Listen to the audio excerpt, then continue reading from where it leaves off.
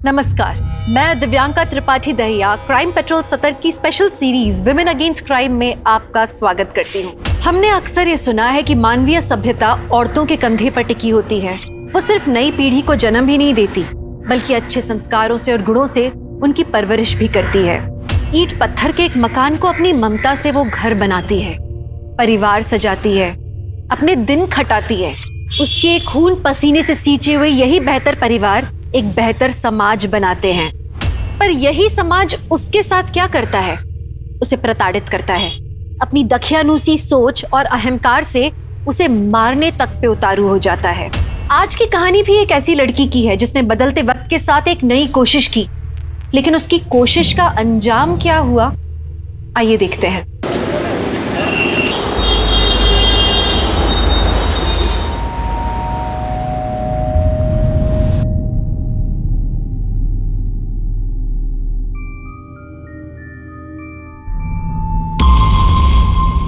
क्या हाल चाल है? अरे भाई ऐसे क्या देख रहे हैं? मुझे नहीं पहचान रहे? जी नहीं, सॉरी।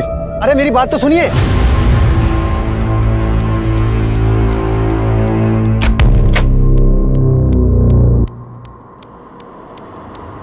क्या हो गया? आप इतने परेशान क्यों लग रहे हैं? नहीं नहीं, कुछ नहीं। पहले देख लेना कौन है। ठीक है भाई।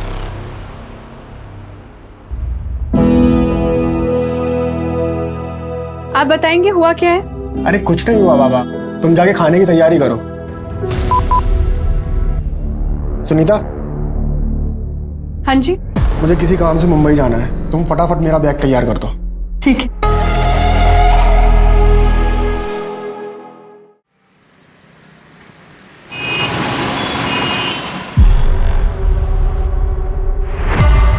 ये पानी कहाँ से आ रहा है? और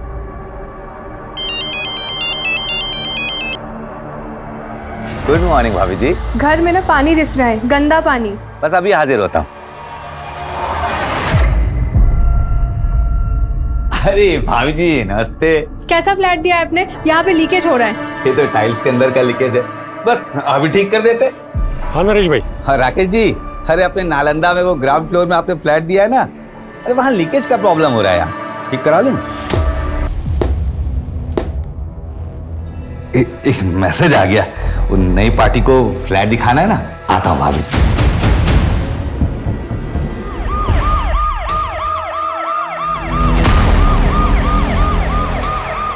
साइड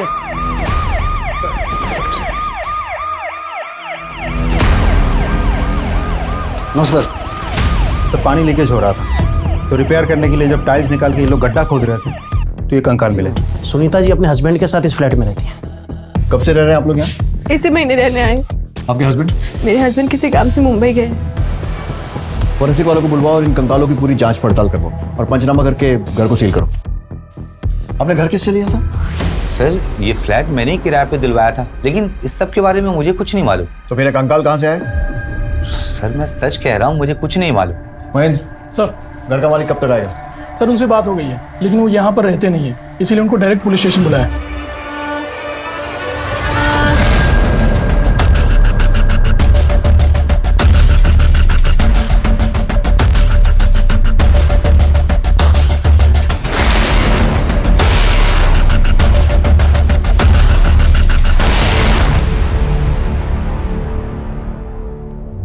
मेरी माँ का पता चला। हम कोशिश कर रहे हैं बेटा, पर जैसे कुछ पता चलेगा हम आपके मामा को इन्फॉर्म कर देंगे। और आपको पहले भी बोला था कि इस तरह से अकेले मत आया कीजिए, अगली बार जब भी आओगे अपने मामा को साथ लेके आओ। राकेश, चिंटू को उसे घर छोड़ दो।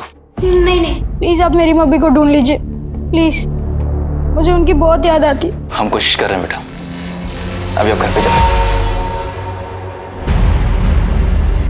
राकेश जी आपके घर में वो कंकाल कहाँ से है? मैं खुद हैरान हूँ सर, दरअसल मैं दूसरे एरिया में रहता हूँ। तो मतलब इस घर में आप कभी रहे ही नहीं? नहीं, जब नया मकान खरीदा था तब कुछ महीने रहा था, उसके बाद जॉइंट फैमिली थी, घर छोटा पड़ने लगा, उसके बाद हम बड़े घर में चले गए।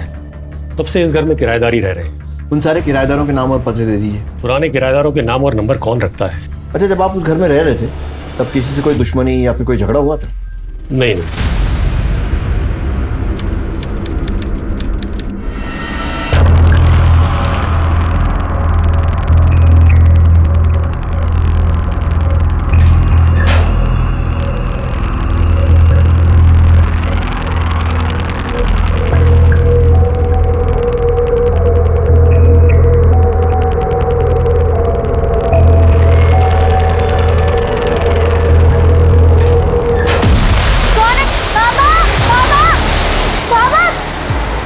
बेटा बाबा कोई आया था। कौन? चोर चोर चोर पकड़ो। कैसे लोग हैं ना बाबा, मंदिर में चोरी करने आ जाते हैं। ये बेटा मंदिर में सैकड़ों साल पुरानी माता की मूर्ति है, साथ में ढेर सारे गहने भी हैं। जरूर वही चुराने आया होगा। वो तो अच्छा हुआ कि तूने आज मंदिर की लाज रख ली। बस माता का आशीर्वाद है बाबा। सो तो है बेटा, लेकिन हम सब कुछ माता के भरोसे छोड़ के विश्राम तो नहीं कर सकते ना। मैं आज से यहीं बाहर सोऊंगा ताकि चोर उचकों पर नजर रख सकूं। आजा आजा।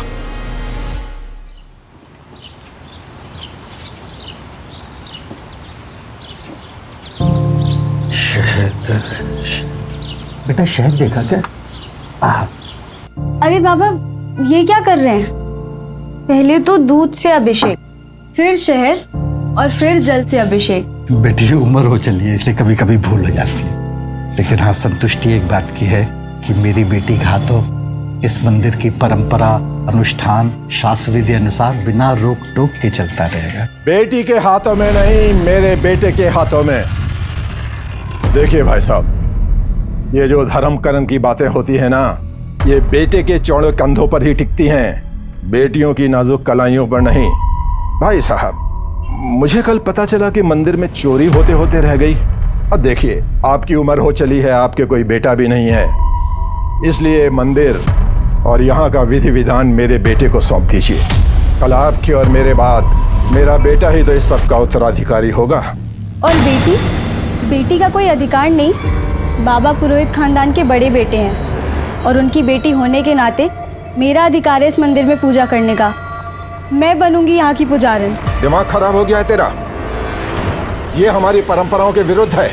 तो ये परंपराएं बदलनी होंगी। जब एक औरत को देवी बना के उसे पूजा जा सकता है, तो एक औरत पुरोहित बन के पूजा क्यों नहीं कर सकती? देखो रघु, ऐसा कहाँ लिखा है कि एक औरत मंदिर की पुजारी नहीं बन सकती? समाज में बदलाव आ रहा है, तो मंदिर में भी सही। जो भी हो, हमारे इस मंदिर में ये सब नहीं होगा। क्षमा कीजिएगा चाचा जी, छोटा मुंह बड़ी बात, लेकिन आप परंपराओं की दुहाई देकर इस मंदिर की संपत्ति पर अपना अधिकार जमाना चाहते हैं। ये मंदिर और इसकी संपत्ति किसी एक की नहीं, बल्कि पूरे गांव की है। मैं आपके षड्यंत्र को कभी भी सफल नहीं होने दूंगी। पापिन है तू, भगवान तुझे इसकी सजा देगा। चलिए सरपंच जी।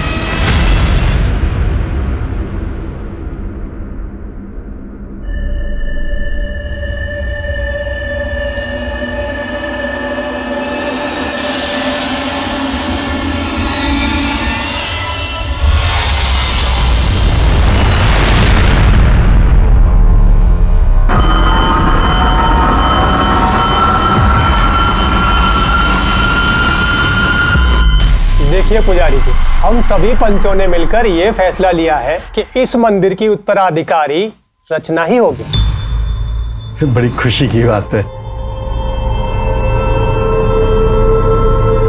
यशस्वी भव। बेटा ये बालों में क्या लगाया है? अरे ये तो जटा है। जटा?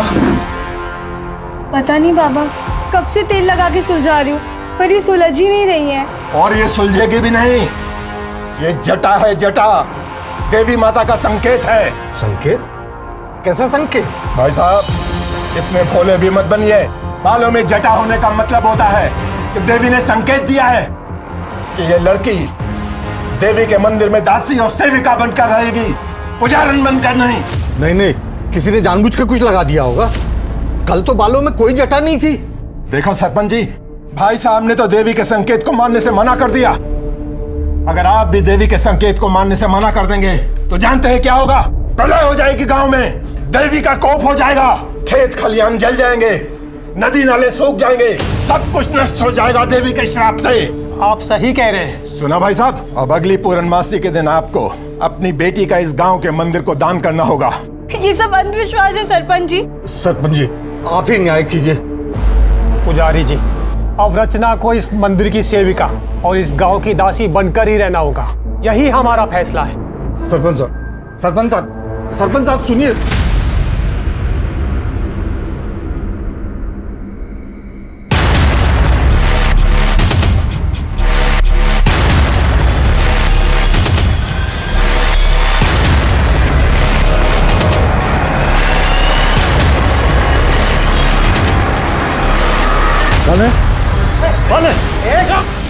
छोड़ दो मेरी बेटी को, छोड़ दो।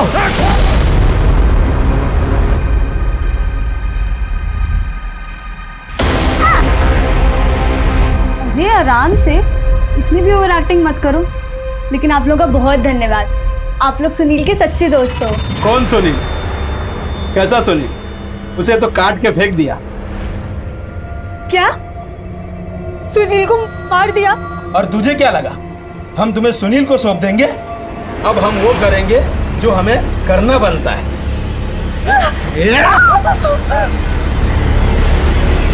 तुझे तो पूरे गांव के सेवा से बचा लिया, शुक्र है। और हमारी सेवा तो बनती है ना। प्लीज मुझे जाने दो। नहीं नहीं। हाँ ताई मलाई का भला छोड़ता है कोई?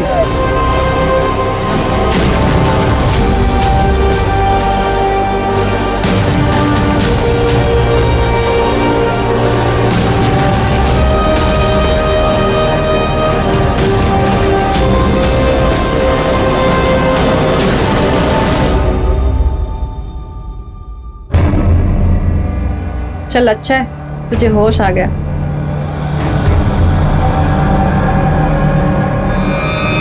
मंदिर की पुजारन बनने के सपने देखने वाली रचना को षड्यंत्रकारियों ने ऐसी जगह पहुंचाया था जहां औरत को इंसान नहीं, भोगने वाली वस्तु माना जाता है। क्या उसके संघर्षों का अंत हो चुका था या एक नए संघर्ष की शुरुआत हुई थी? और सबसे बड़ा सवाल ये था कि शहर के रिहायशी इलाके के घर में मिले कंकालों का इनसे क्या संबंध था? ऐसे कई सवालों का जवाब मिलना अभी बाकी था। सर ये वही कॉन्ट्रैक्टर हैं जो उस फ्लैट में काम कर रहे थे। मुझे नरेश ने बहुत मारा था, ये देखिए। क्यों?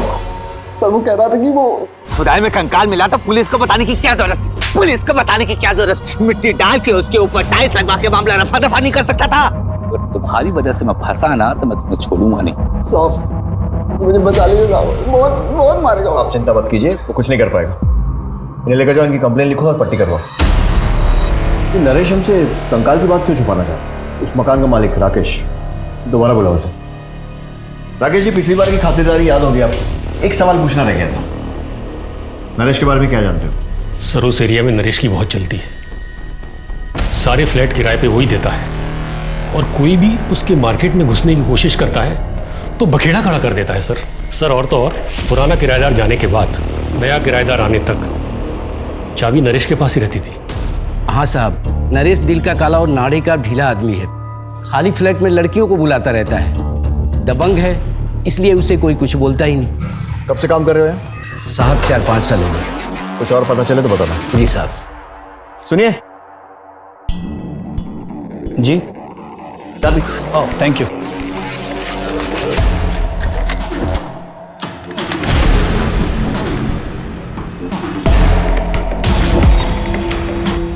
सर मेरी मम्मी का कुछ पता चला? बेटा हम कोशिश कर रहे हैं ना, और जैसे कुछ पता चलेगा हम आपके मामा को इन्फॉर्म कर देंगे।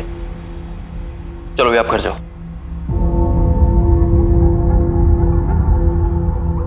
सर ये बच्चा बार बार आकर अपने माँ के बारे में पूछते रहता है। उनके मामा से कहा, लेकिन कुछ भी फायदा नहीं हुआ। एक आध बार उस एरिया में जाके देखते जहाँ पे इसकी माँ गुम हो गई है। लेकिन वो एरिया तो कुंज विहार के हद में आता है ना, तो हम इतनी मगजमारी क्यों करें? और वैसे भी एक बच्चे की कंप्लेंट पर कितना नाचेंगे हम? नहीं सर, नहीं सर। कंकाल की बात क्यों छुपाना चाह रहा था? बोल। नहीं सर, ऐसा कुछ नहीं है सर। तो फिर कॉन्ट्रैक्टर को क्यों मारा? बोल।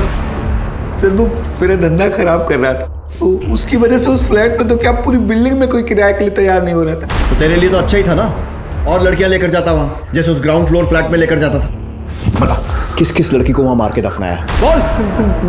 नहीं सर, मैं मानता हूँ कि मैं वहाँ लड़कियों को लेकर जाता था, लेकिन मैंने किसी को मारा नहीं सर। मैं तो वहाँ थोड़े समय के लिए जाता था। तो वहाँ जितने भी लोग लंबे समय के लिए रहते थे, मुझे उनकी पूरी डिटेल्स चाहिए। सब मुँह ज़बानी तो याद नहीं है, ऑफिस के रिकॉर्ड में सब लिखा है। इसके साथ इसके ऑफिस जाओ और पूरी लिस्ट लेकर आओ। चलो। अभी का किराएदार मुंबई से कब आ रहा है, पता करो। सर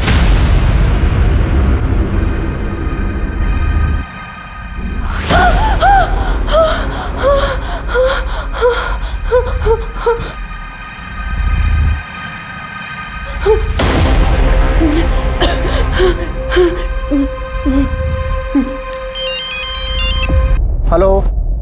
हेलो, मुझे बहुत डर लग रहा है। आप कब आ रहे हो? तू टेंशन मत ले, मैं कल सुबह की पहली फ्लाइट पकड़ते ही आ रहा हूँ भोपाल।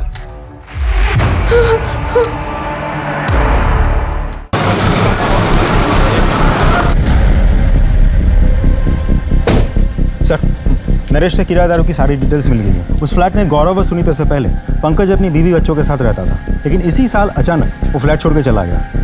सर, पंकज ने ये फ्लैट 2015 में लिया। उससे पहले वहाँ परेश शाह रहते थे। सर, मैं व्यापारी आदमी हूँ, मुझे नहीं पता मेरा इन कंकालों से क्या वास्ता।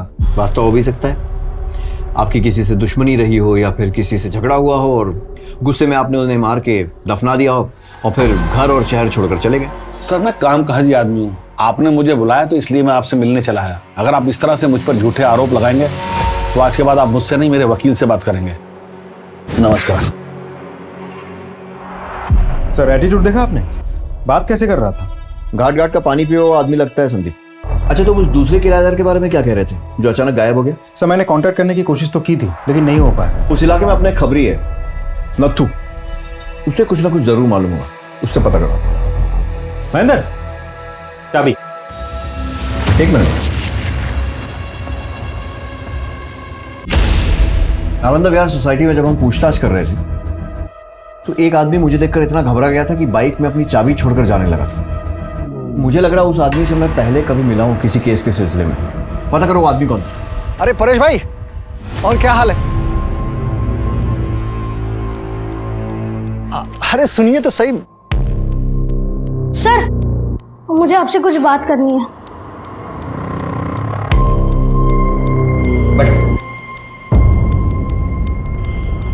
बोलो बेटा। सर, मेरी माँ खो गई है। क्या नाम है तुम्हारा? मेरा नाम चिंटू है। कहाँ रहते हो? सर, मैं विष्णुपुरी कॉलोनी में रहता हूँ, पर वहाँ के पुलिस वाले बात कर रहे थे कि मेरी माँ जहाँ से खो गई है वो इलाका आपके पुलिस स्टेशन के अंडर आता है, इसलिए मैं यहाँ चला आया। बेटा, तुम्हारी माँ कहाँ से खोई? हमारे घर से ही। और घर कहाँ पे है तुम्हारा? है नहीं, था नालंदा विहार सोसाइटी में।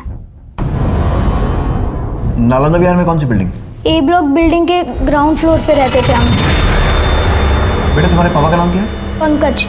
और मम्मी का नाम पूजा। हाँ, पर आपको कैसे पता? ये तो वही घर है जहाँ पर वो दुकान। कौन सा केस है सर? नहीं, कुछ नहीं बेटा। आपने कुछ खाया? नहीं। वही इसको जूस पिलाओ। अंकल को मामा का नंबर दो, इनके मामा से बात करो और पंकज का नंबर लो और लेकर आओ उसको। जाओ बेटा। विष्णुपुरी पुलिस स्टेशन में फोन करो, पता करो इस केस की इन्वेस्टिगेशन की क्या प्रोग्रेस है। रिहायशी इलाके में घर के नीचे से मिले कंकाल से चारों तरफ अफरा तफरी मच गई। ऐसे में एक मासूम बच्चा अपनी माँ को तलाशते दर बदर ठोकरे खा रहा था। एक बच्चे के लिए माँ की ममता से ज्यादा और प्यारा क्या हो सकता है? माँ एक दिन जरूर मिलेगी, इसी विश्वास के साथ चिंटू लगातार कोशिश करता रहा। लेकिन क्या चिंटू को इसकी माँ मिलेगी? और उससे भी ज्यादा बड़ा सवाल ये था कि क्या चिंटू की माँ जिंदा थी? और अगर वो जिंदा थी तो अपने बच्चे के लिए कितना तड़प रही होगी? और ऐसी कौन सी मजबूरी होगी जो उसे अपने बच्चे के पास आने से रोक रही होगी? क्या पुलिस बेटे को अपनी माँ से मिलवा पाएंगे?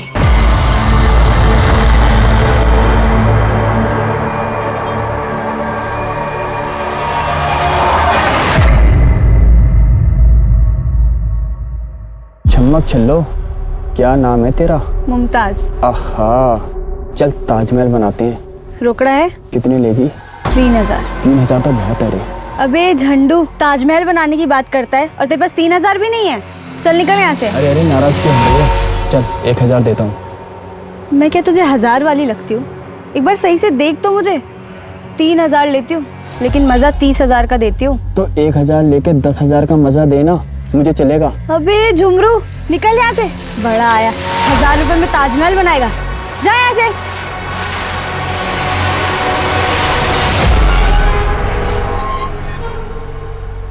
तेरा बाप गांव के मंदिर का पुजारी है ना? देख, तेरे बाप को और प्रेमी को कुछ लोगों ने मार डाला।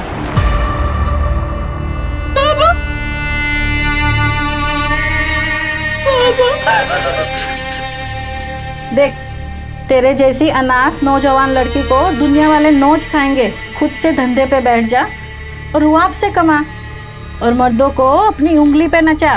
नहीं, मैं मर जाऊंगी, पर ये गंदा काम कभी भी नहीं करूंगी। तेरे जैसी मना करने वाली लड़कियों को जिंदा गड्ढों में गाड़ देते और पुलिस को कंकाल तक नहीं मिलता।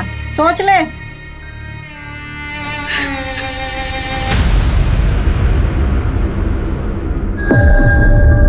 कितना लेगी?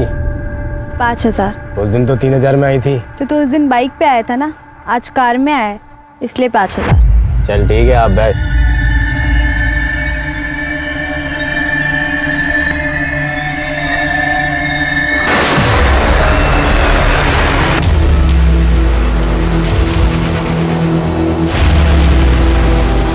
कितना छापा? 5,000 पे गई थी, लेकिन इतना खुश कर दिया कि 7,000 ले आई। ए जुग जुग जियो मेरी बच्ची, बड़ा अच्छा हुनर पाया है तूने।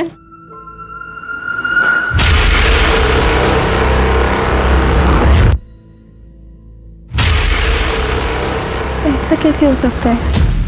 वो तो उसे तुम लोगों ने क्या बड़बड़ा रही है? देख, तेरा पुराना सेठ आ गया।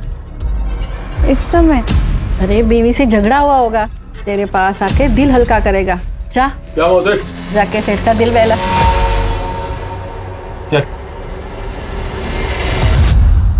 अगर किसी की पत्नी गायब हो जाती है, गुम हो जाती है, तो जमीन आसमान एक कर देता है। पर तुमने तो कोई खास खोजबीन भी नहीं की अपनी पत्नी की। सर अब क्या बताऊं, मेरी पत्नी खोई नहीं है, वो किसी के साथ भाग गई है सर।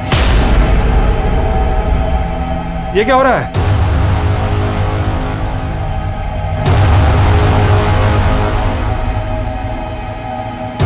पूजा, ये क्या हो रहा था?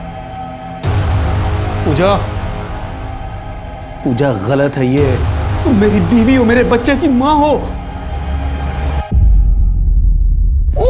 बस मामा और नहीं, मुझे बहुत नींद आ रही, मैं सोने जा रहा हूँ। गुड नाइट पापा, गुड नाइट मामा। तुम भी खा लो। पूजा, जो कुछ भी हुआ है मैं उसे भूलने के लिए तैयार हूं। बस तुम अजय से मिलना जुलना बंद कर दो। पूजा, मैं तुमसे बात कर रहा हूं। तुम देखो, हम लोग एक नई शुरुआत करते हैं, दूसरे शहर में जाकर रहते हैं। पूजा, मैंने उन्हें समझाने की बहुत कोशिश की, लेकिन वो नहीं मानी। अंत में एक लेटर लिखकर घर के सारे गहने लेकर वो अजय के साथ भाग गई। वो लेटर है आपके पास? लेटर तो जला डाला है सर। जब पूजा गायब हुई तब चिंटू कहाँ था? अपने मामा के यहाँ था सर। समझ गए, चिंटू को मामा के यहाँ भेजा, फिर पूजा और उसके प्रेमी को मार दिया और दोनों को अपने ही घर में दफन कर दिया। उसके बाद पूजा के गायब होने का नाटक, और फिर बिना नोटिस दिए घर छोड़कर शहर छोड़कर चले गए। उस घर में मिले दोनों कंकाल पूजा और उसके प्रेमी अजय के ही हैं, है ना? सर मैंने उन्हें नहीं मारा है और ना ही उन्हें दफनाया है। अभी भी टाइम है, सच सच बता दे। सर मैं सच कह रहा हूं, मैंने कुछ नहीं किया, किसी को नहीं मारा है मैंने।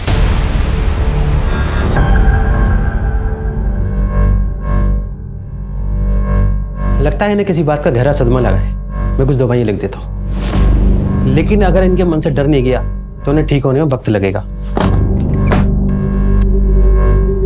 सर एक रिक्वेस्ट है सर, बीवी के सपने में कंकाल आ रहे हैं, उसे मायके जाने की परमिशन दीजिए। ये रहा सर डॉक्टर का सर्टिफिकेट। आपको पता है ना आपके घर में कंकाल मिले दो, जब तक इन्वेस्टिगेशन पूरी नहीं हो जाती कोई कहीं नहीं जाएगा। मैं रुकता हूँ ना सर यहाँ पर, वैसे ही मेरी बीवी का उन कंकालों से कोई लेना देना नहीं है सर। अगर होता तो वहाँ खुदवाती ही क्यों।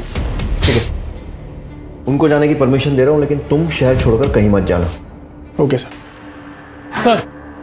सर कंकालों की पोस्टमार्टम रिपोर्ट आ गई है सर। पहला कंकाल आदमी का है और दूसरा किसी औरत का। उनकी एज और टाइम ऑफ डेथ? सर इसको समझना थोड़ा कॉम्प्लिकेटेड प्रोसेस है, इसमें थोड़ा टाइम और लगेगा। रिक्वेस्ट करो, देखो जल्दी कर सकें तो।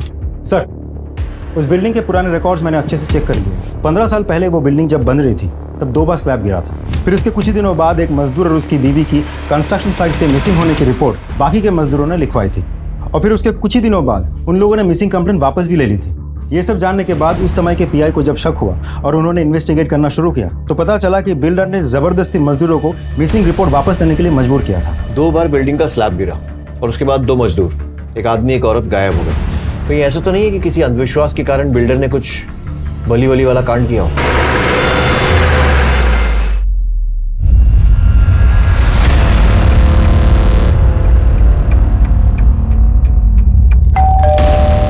नालंदा सोसाइटी, वो बिल्डिंग आपने ही बनवाई थी ना? जब वो बिल्डिंग बन रही थी 2 मजदूर गायब हुए थे वहां से, एक आदमी और एक औरत।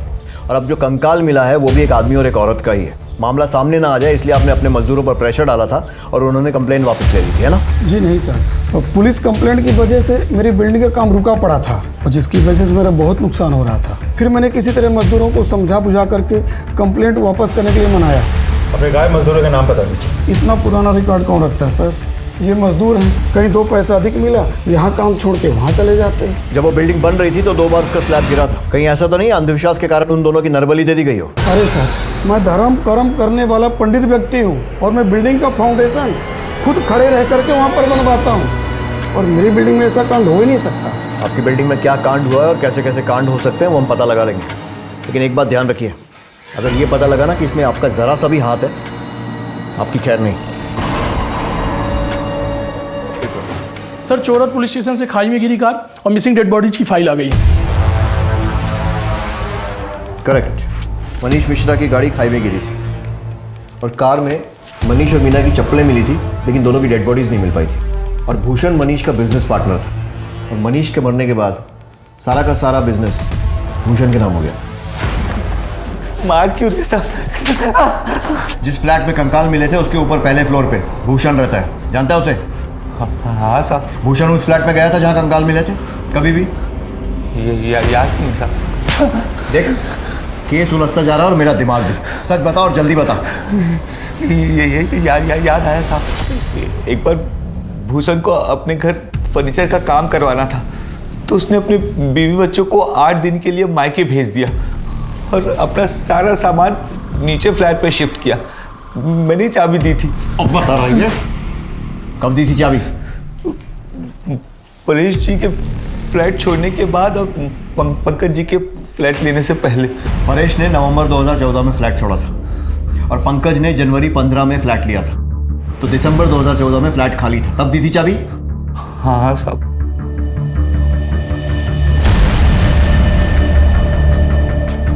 मनीष और मीना मिश्रा की गाड़ी भी दिसंबर 2014 में ही खाई में गिरी थी। टाइम तो मैच हो रहा है। सर, हो सकता है भूषण ने ही मनीष और उसकी बीवी को मार के उस फ्लैट में दफना दिया हो। भूषण को लेकर आओ।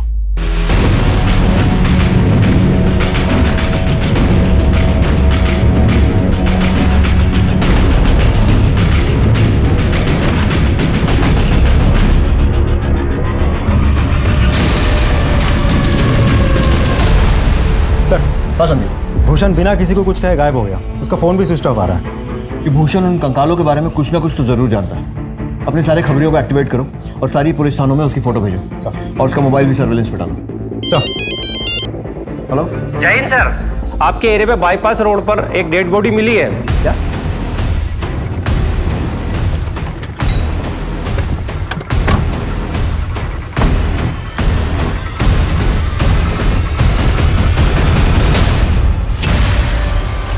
सर, ये तो परेश शाह है, अहमदाबाद वाले। सर, इनको तो गला घोट के मारा गया है।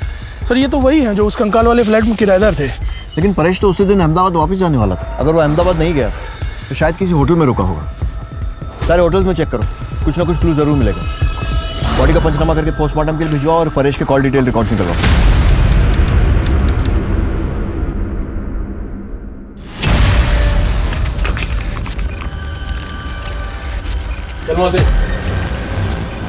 अच्छा मौसी, एक काम था। देख, धंधा छोड़ के जाने की बात छोड़ के कुछ भी मांग, तेरे लिए जान भी हाजिर है। अच्छा मौसी, वो जो शबनम के साथ लड़का था, ऐसा लगा कि मैंने उससे कहीं देखा है। शायद मेरे ही गांव का था। आप जानती हैं वो कौन था? यहाँ पे आने वाला कोई भी इंसान अपना सही नाम नहीं बताता, पर हाँ, वो अपना नंबर देके गया है ताकि वो दूसरी बार आए तो एडवांस बुकिंग कर सके। रुक, मैं तुझे नंबर देती हूँ। जा।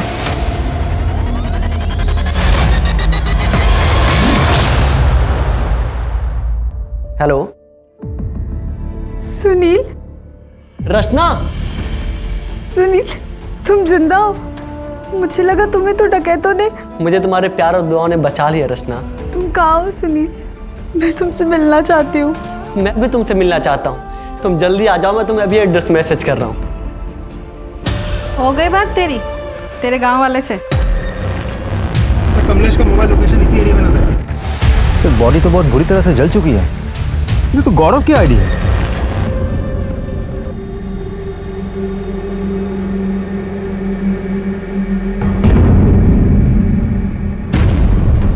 अरे रचना, कहाँ जा रही है तू? प्लीज मुझे जाने दीजिए। मालकिन को क्या जवाब दूंगा? क्या छिपा रही है? नहीं। क्या छिपा रही है? पैसे चोरी करके भाग रही है तू? नहीं नहीं नहीं। चल दिखा। अरे चल। अरे छोड़ के गई।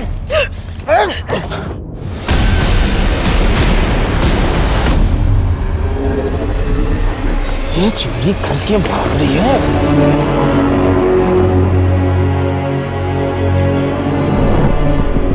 Sir Paresh Indore palace hotel में रुका था, वहाँ का सीसीटीवी फुटेज मिल गया सर।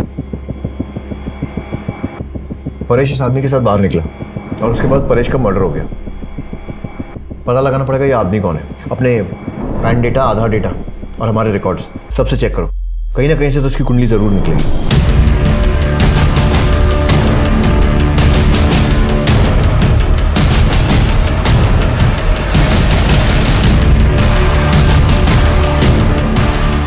पहचानते हो?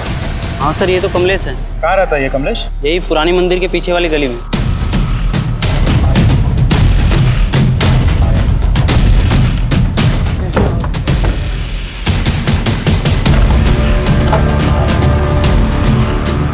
सुनो जरा, इधर आओ।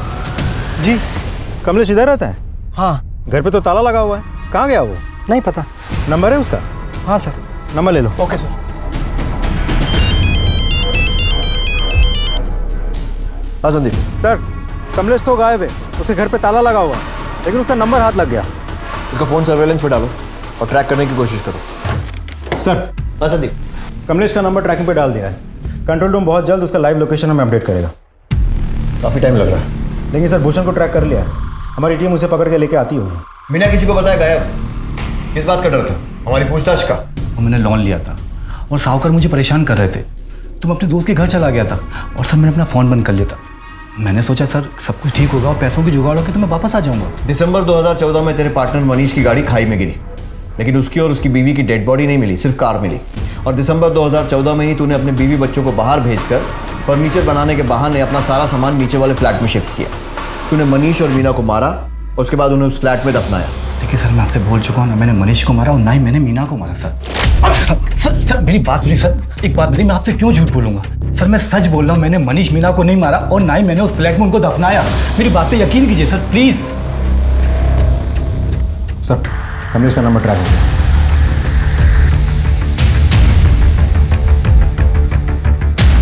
सर कमलेश का मोबाइल लोकेशन इसी एरिया में दिखा रहा है। जीपीएस ट्रैक करते रहो।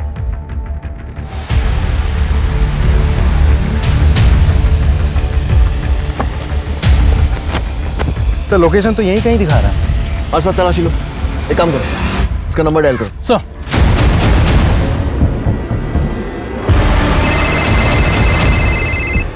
आवाज आ रही है सर। सर उस तरफ से आवाज आ रही है।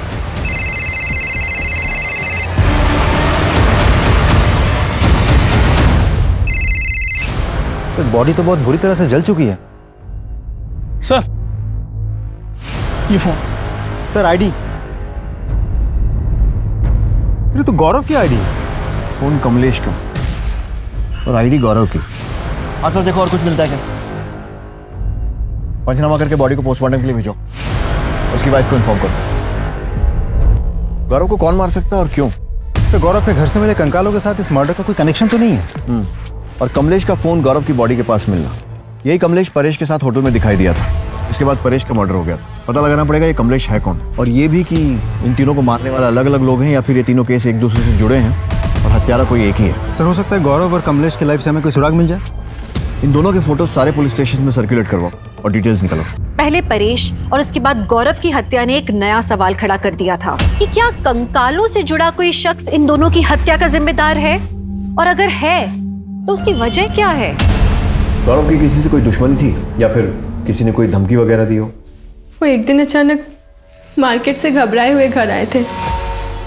क्या हो गया, आप इतने परेशान क्यों लग रहे हैं? नहीं कुछ नहीं। मैंने पूछा भी था लेकिन उन्होंने कुछ जवाब नहीं दिया। उनकी फैमिली में और कौन कौन है? कोई नहीं है सर, वो अनाथ थे। बचपन में ही उनके माता पिता का स्वर्गवास हो गया था। उन्होंने बोला था कि किसी अनाथ आश्रम में वो पले बड़े हैं। उस अनाथ आश्रम का नाम मालूम है आपको? नहीं पता सर। देखिए, गौरव की बॉडी हम आपको पोस्टमार्टम के बाद ही दे पाएंगे, अभी आप जा सकते हैं। पता करो कि गौरव कौन से अनाथ आश्रम में था, क्योंकि अगर वो वहां था तो गवर्नमेंट एजेंसीज के पास उसके सारे रिकॉर्ड्स हैं। हेलो, क्या? ठीक सर, एक इंटरेस्टिंग इंफॉर्मेशन हाथ लगी है।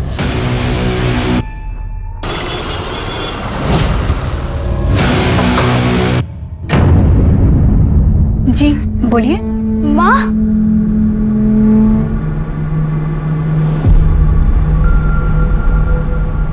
I am sorry. माँ,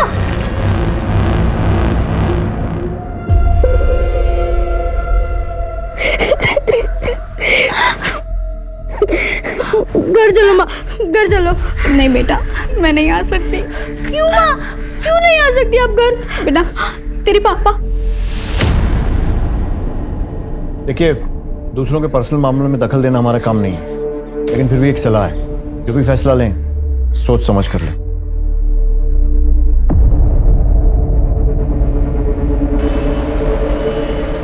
सर, गौरव की फोटो हूबहू एक आदमी से मिलती है जो 6 साल जेल काट चुका है, लेकिन जेल रिकॉर्ड्स में उसका नाम प्रसाद है। प्रसाद कौन सी जेल से छूटा? भोपाल सेंट्रल जेल में था सर, और पिछले महीने ही छूटा। कुंडली निकालो इसकी। गौरव से आपकी शादी कब हुई थी? से 2 महीने पहले। लव मैरिज थी या अरेंज? अरेंज। बता सकती हैं शादी फिक्स किसने करवाई थी? सब, मैं गरीब परिवार की लड़की हूँ। गांव के पुजारी राघु चाचा ने हमारी शादी तय की थी।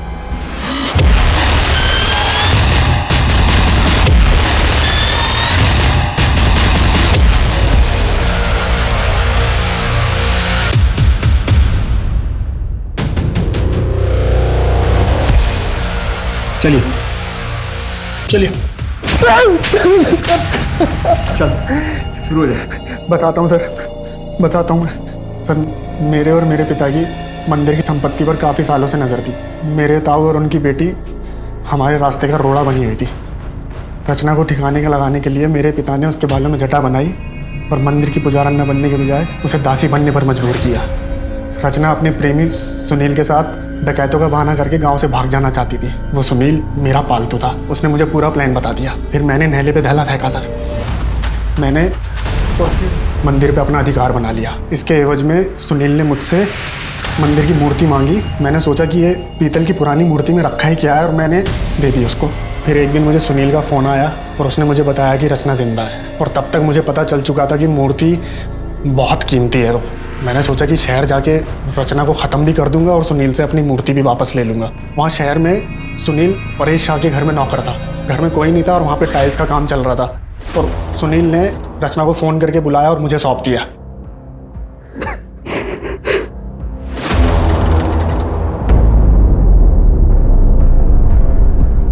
प्रसाद, तुम यहाँ? तुझे अपने रास्ते से हटाने का अधूरा काम पूरा करने आया हूँ। तुमने इसे यहाँ बुलाया जिससे मैंने इतना प्यार किया? मुझे तुम्हारी शक्ल भी नहीं देखनी है। तुझे इतनी आसानी से नहीं छोड़ूंगा। जहाँ तेरे बाप को भेजा, आज तुझे वहीं भेज रहा हूँ। वो मुकर गया। उसने वो मूर्ति वहीं कहीं फ्लैट में दफनाई है। सर, जब मैंने ज़्यादा जोर डाला तो वो कहने लगा सर मेरे पूरे षड्यंत्र का पर्दाफाश कर देगा। मैं सर गुस्से में तिल मिला गया और मैंने सुनील को भी वहीं मार दिया। सुनील का इस तरह गायब हो जाना शक के घेरे में आ सकता था, तो मैंने परेश शाह के लौटने का इंतज़ार किया और उससे मिला। उसको ये बोला कि मैं सुनील का बड़ा भाई हूँ और सुनील बहुत ज़्यादा बीमार हो गया तो मैं उसे गांव ले जाने के लिए वापस आया हूँ। मैं वहाँ से तुरंत निकल गया, ये सोच के गया कि इस घर को या तो मैं किराए पे लूँगा या फिर खरीद लूँगा, जिससे कि मूर्ति मेरे हाथ में आ जाए। परेश और कमलेश को कैसे मारा? सर, सुनील ने मुझे बताया था कि उसका मालिक परेश शाह हर साल 2 बार तीर्थ यात्रा पर जाता है। तो सर, उसकी गैर मौजूदगी में मैं चोरी छुपे उसके फ्लैट में घुसा और मूर्ति खोजने लगा। कौन है? सर, जब रात को मैं मूर्ति खोज रहा था तो कमलेश, जो वहाँ पहले वॉचमैन था, उसने मुझे देख लिया। सर, मैंने उससे बहुत मिन्नतें की, उसे पैसे देने की कोशिश की और वो सर मान गया। उसने मुझसे पैसे लिए और चुप रहने का वादा किया। मुझे मूर्ति पाने का बहुत जुनून था सर, मुझे वो मूर्ति चाहिए थी। मैंने अपना नाम बदला, शादी की और गौरव नाम से उस फ्लैट में रहने लगा जहाँ पे मूर्ति दफन थी। मैंने उस घर में रहते हुए उस जगह को आइडेंटिफाई कर लिया था जहाँ मूर्ति थी। और सर, मैं मुंबई गया, उसका सौदा करके आया, लेकिन इसी बीच मेरी बेवकूफ़ बीवी ने मेरे ही गड़े हुए मुर्दे निकलवा लिए।